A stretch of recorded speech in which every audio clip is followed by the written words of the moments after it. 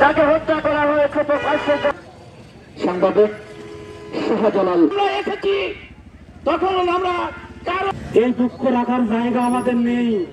আমরা কোথায় দুঃখ লুকাবো? আসলে আমরা এই রাষ্ট্রের চতুর্থ স্তম্ভ, এই স্তম্ভ ধ্বংস হয়ে যাচ্ছে। রাষ্ট্র কোথায়? আমাদের দেখার মতো কেউ নাই।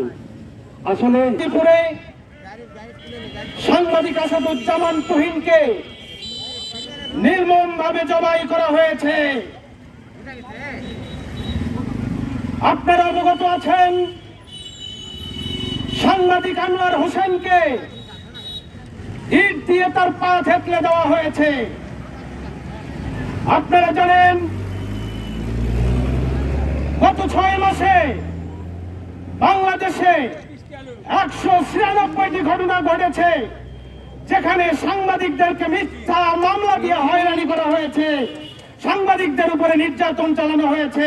এই মদতদাতারা জানে এই সাংবাদিকেরা যখন তাদের পিছনে লাগবে, তাদের মুখোশ উন্মোচন করবে, এই জানার পর তারা পরপর সাংবাদিকের উপর হামলা করে।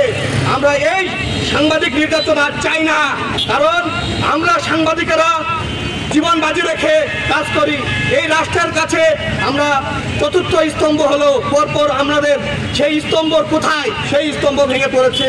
আমাদের চলে আসে হত্যার মতো ঘটনা ঘটে আমাদের উপরে। এগুলি দেখার দায়িত্ব রাষ্ট্রের। রাষ্ট্র যখন চুপচাপ থাকে, তখন দেশে সন্ত্রাস বেড়ে যায়, তখন সন্ত্রাসীরা সুযোগ পায়, তখন তারা চিন্তা করে এই সুযোগে এই দেশের যারা মাথা, এই দেশ নিয়ে যারা চিন্তা করে, যারা জনগণের কথা চিন্তা করে, যারা সন্ত্রাস দমন করার কথা চিন্তা করে, যারা চাঁদাবাজি দমন করার কথা চিন্তা করে, তখনই তাদের প্রতি আঘাত শুরু হয়।